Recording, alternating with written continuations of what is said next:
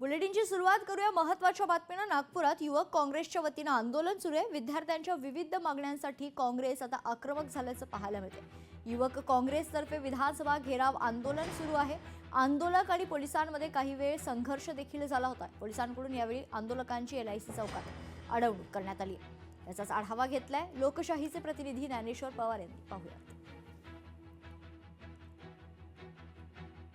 नागपूरमध्ये युवक काँग्रेसचं आंदोलन जे आहे ते आक्रमक झालेलं आहे। खरं तर इंदिरा चौकातून हा आंदोलन जे आहे ते विधान भवनावरती धडकणार होतं, मात्र या ठिकाणी इंदिरा चौकामध्ये आंदोलकांना जे आहे ते पोलिसांनी या ठिकाणी अडवलेलं आहे। डबल लेअरमध्ये या ठिकाणी बॅरिकेडिंग केलेलं आहे, मात्र काही आंदोलकांनी बॅरिकेडिंग चढून जे आहे ते वर जाण्याचा प्रयत्न केला होता। त्यावेळेस पोलिसांमध्ये आणि आंदोलकांमध्ये एकंदरीत थोडा संघर्ष देखील या ठिकाणी पाहायला मिळाला होता। मोठ्या प्रमाणात आंदोलक जे आहे ते या ठिकाणी आक्रमक झाले आहे आणि अगदीच त्यांच्या विद्यार्थ्यांच्या विविध मागण्यांना घेऊन हा आंदोलन जे आहे ते विधान भवनावरती धडकणार आहे।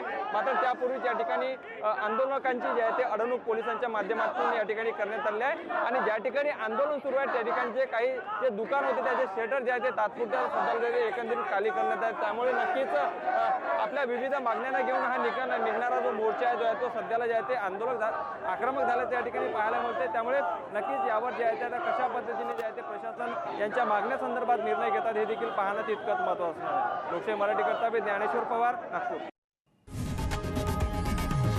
लोकशाही मराठी ऐका, पहा, जागरूक रहा।